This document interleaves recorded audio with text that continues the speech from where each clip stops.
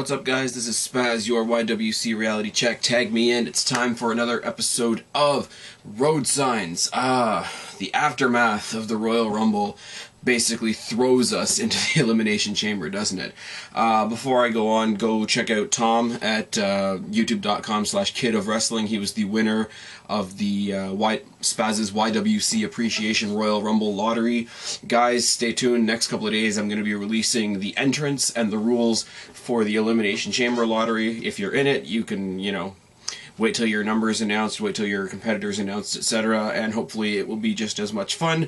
I did get a lot of positive feedback, especially from John from Beer Money 2K, who gave me a lot of great feedback on my idea and great contributions towards my ideas for the Elimination Chamber lottery, so hopefully that's a lot of fun too. So yeah, go check out Tom, Kid of Wrestling, and I want to send out a quick shout out to the Orton Storm, Angela, who helped me in my previous video, which, unless my playlist totally messes up, there should be our video that we did on John Cena.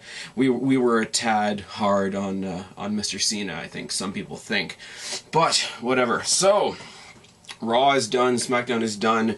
We are all set for the Elimination Chamber. I can speak, I swear.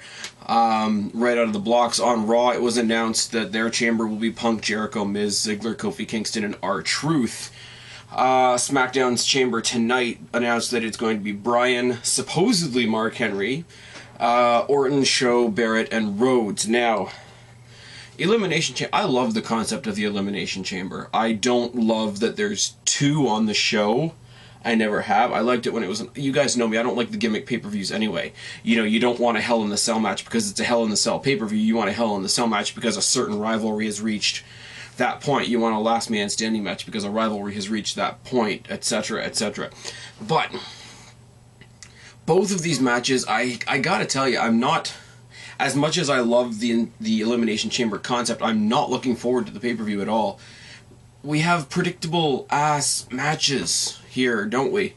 Punk, Jericho, Miz, Ziggler, Kofi Kingston, and R-Truth. Now, Kofi Kingston and R-Truth, are they going to win the title? No, they are filler. Miz, are they going to give him the belt again? Much as I would like to say it, no, they're not. Ziggler, I'm going to talk about Ziggler later in the video, so I'll leave that for now.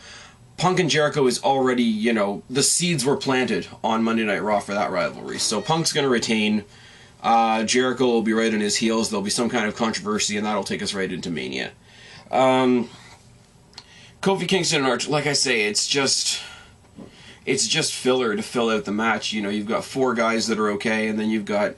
Or four guys that are great, sorry, and two guys that are okay to round out the chamber. R-Truth is that guy in these kinds of matches. When you've got a match that requires multiple people, he always makes his way in, even though you're sure he's not going to win. I don't like the way they set these up, and I can say the same thing for SmackDown.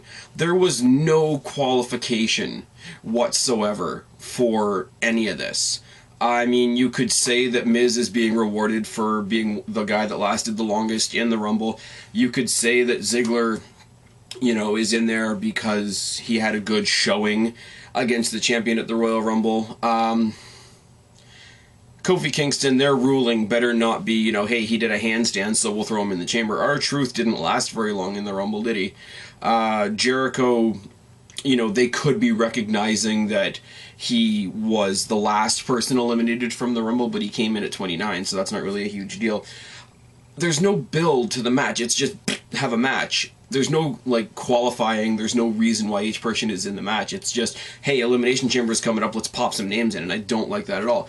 And it's predictable. Punk's gonna win this. There's nobody out there, I don't think, that thinks Punk is gonna win this. I think this is the Royal Rumble, and I'll say it for three titles anyway.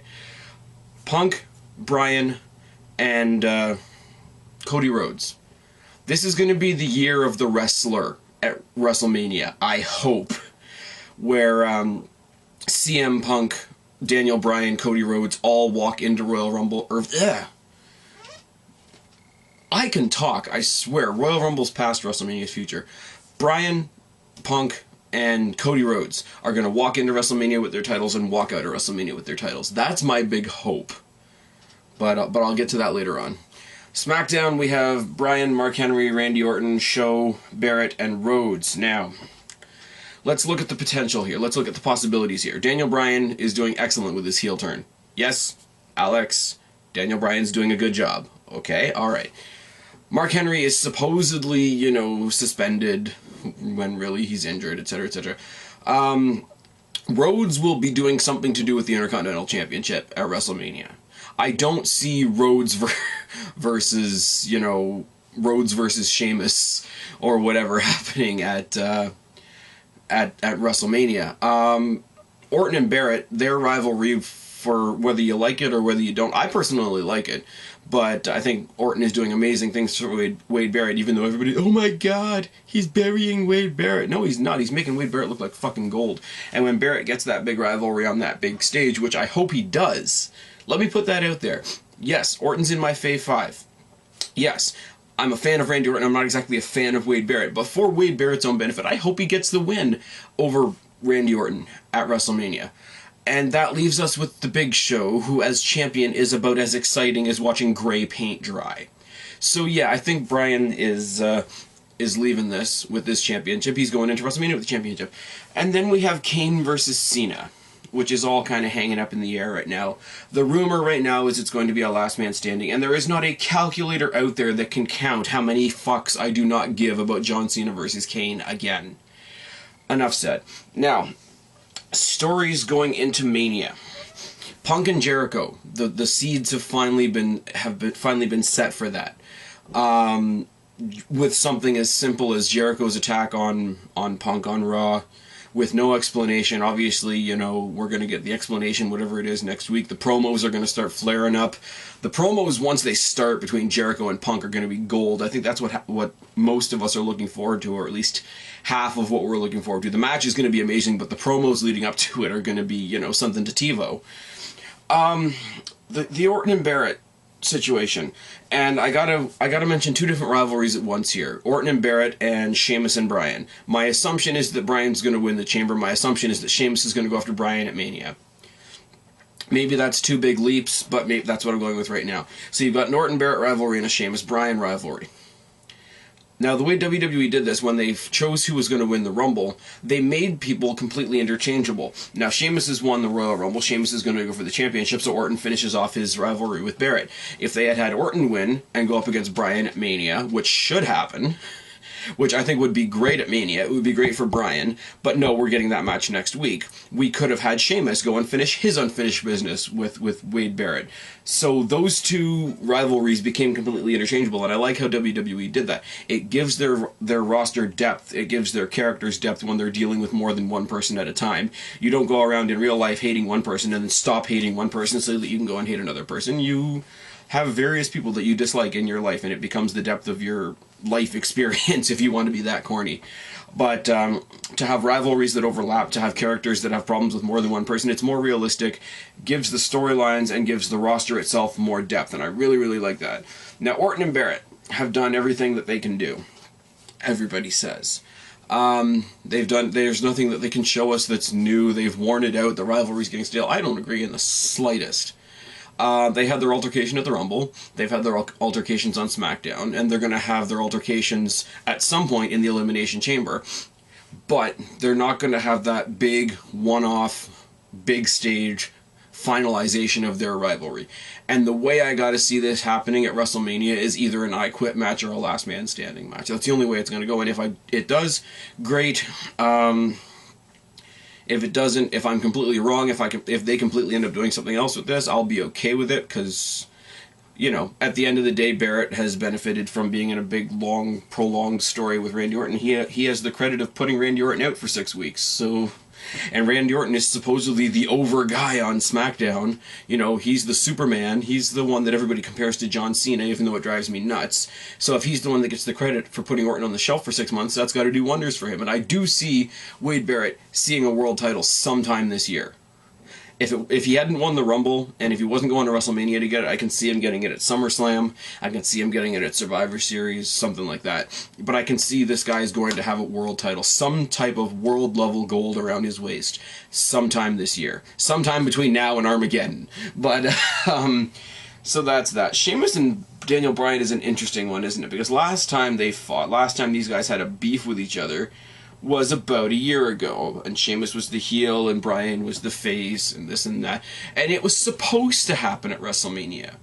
And this was the match that everybody was pissed off about. I wasn't, because I wasn't a big fan of Sheamus at the time, and I didn't give Daniel Bryan the credit that he deserves at the time, I'm freely willing to admit. Now, that match was booted off the card and made into a dark match. I don't know whether it was shown on the free-for-all or during Heat or whatever, because I don't watch either of those. I watch the actual shows. I don't know if they were televised at all, but as far as I'm concerned, if you kick it off the pay-per-view card, it's a dark match. So they kicked these guys off the card, made them a dark match. Now they could be fighting for the world title on the same pay-per-view 1 year later. That's progress for a lot of things, isn't it? If it happens, when it happens, I would love to see it. I think at this point, Daniel Bryan deserves the Mania spot. I'm pretty sure Sheamus will use the WrestleMania main event spot as well. I mean, we all saw what he did with Triple H. But as far as him winning the belt, I hope not. I hope not. Like I say, I want Bryan, Punk, and Rhodes to go into the pay-per-view and come out of their pay-per-view with their respective titles at WrestleMania. Now, speaking of Rhodes, what do I see happening at WrestleMania for Rhodes? I see Rhodes Gabriel for the Intercontinental Championship. Justin Gabriel needs something.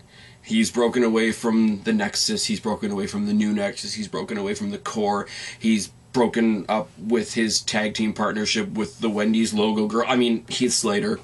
He needs something to give him reason and purpose, etc., etc., etc. And he's looked very good, and, you know, everybody once again has said, oh, well, Rhodes has beaten him 2 weeks straight, he's been buried, you might as well not bother. No, he's gone in there both times and looked incredibly well against Cody Rhodes, who himself has taken a long time to establish himself to the level that he's at right now.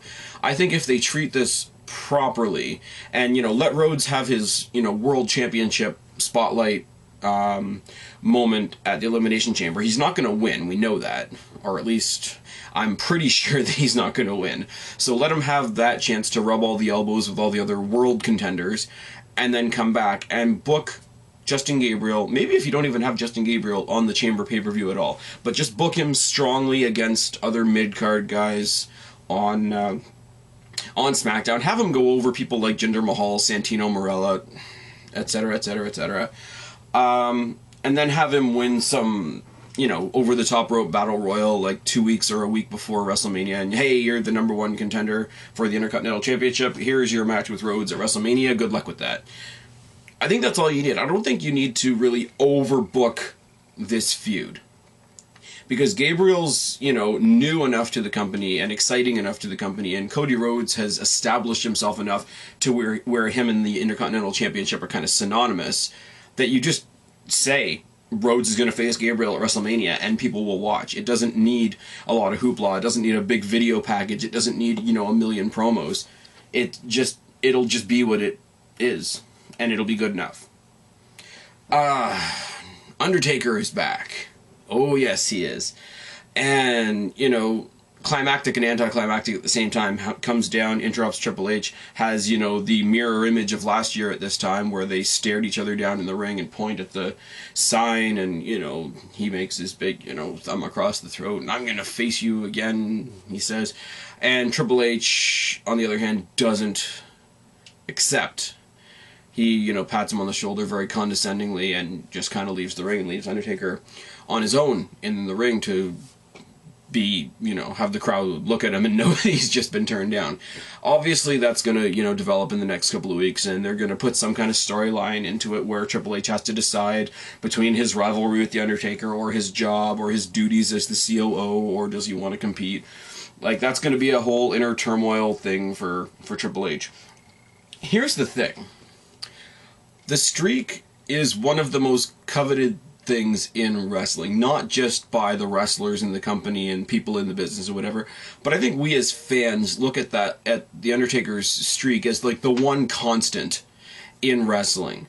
Undertaker's at WrestleMania, he's going to win. it should be held in such high regard that he should be having people chasing him. He, at this point in his career and at this point in you know, the existence of the streak, should not be having to go out and challenge people for WrestleMania. He's the one with the streak.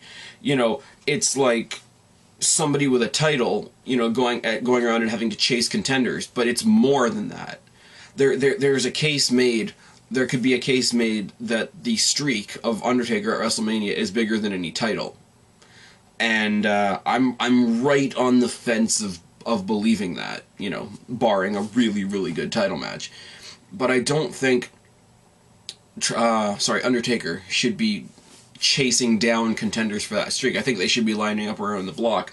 I think they far too many years now have waited until like the week or 2 weeks before WrestleMania to really, really hype up Undertaker's streak. It should be a constant in everybody's head, and people should be saying, hey, people should be coming out and cutting a promo on Undertaker in like the middle of the year and saying, Taker, dead man, you've got 6 months, Mania, I'm taking your streak. But it doesn't happen.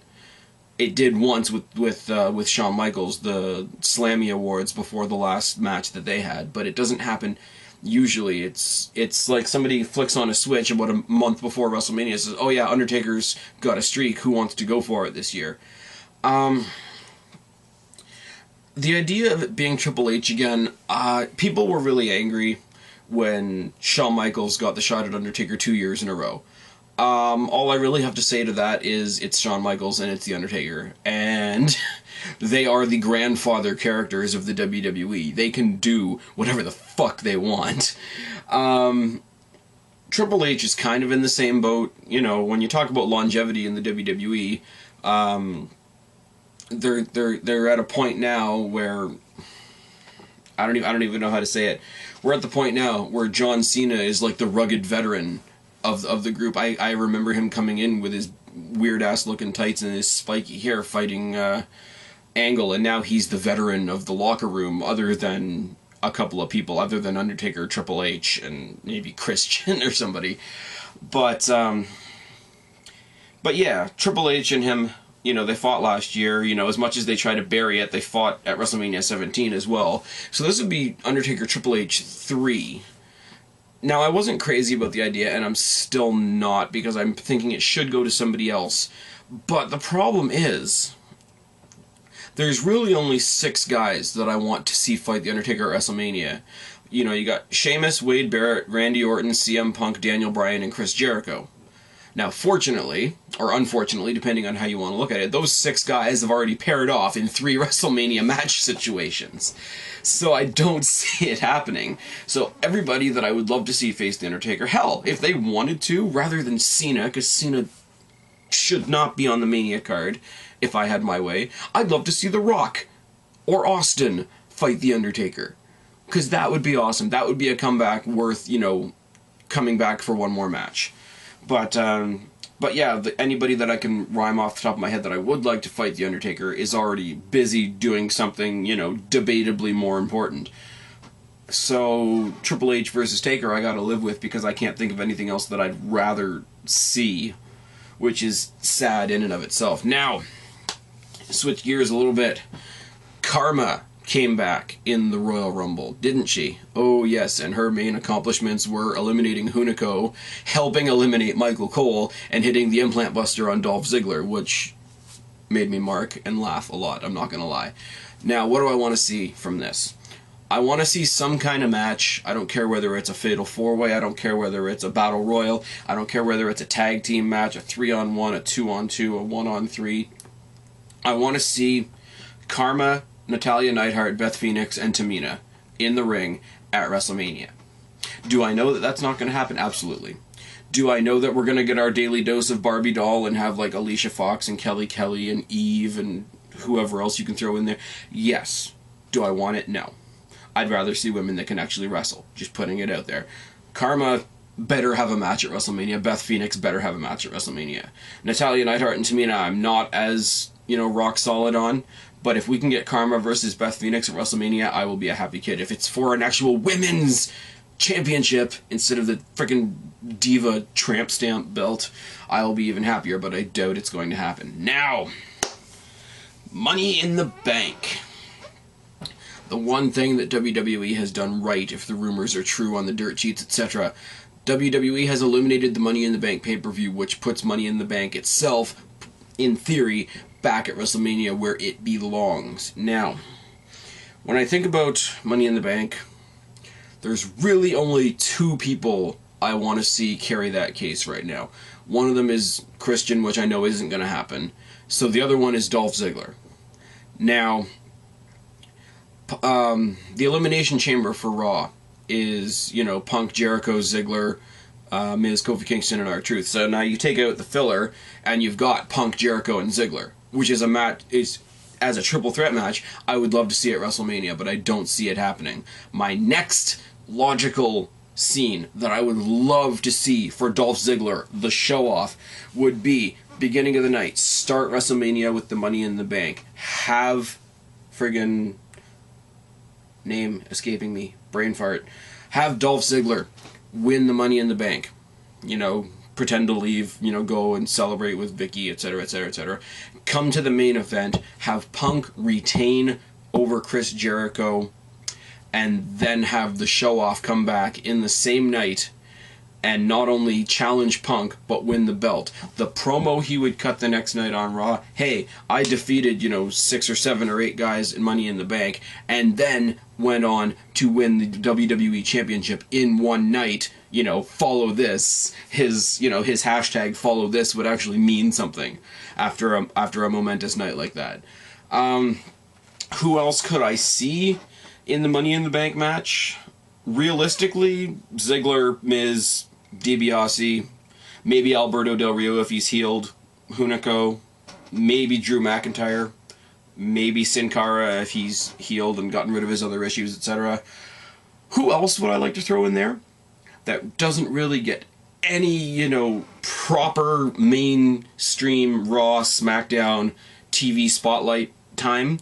Throw in JTG, yes, I said JTG, get over it, Tyson Kidd, Yoshitatsu, and like I say, I want to see Christian in there, I want to see Sin Cara in there. Yeah, that's about it. That would pretty much take out everybody that I like to watch that's not getting very much time other than Curt Hawkins and Tyler Rex, and if you want, throw them in there too. The last thing I'm going to talk about is the Tag Team Championship, which is a given at this point.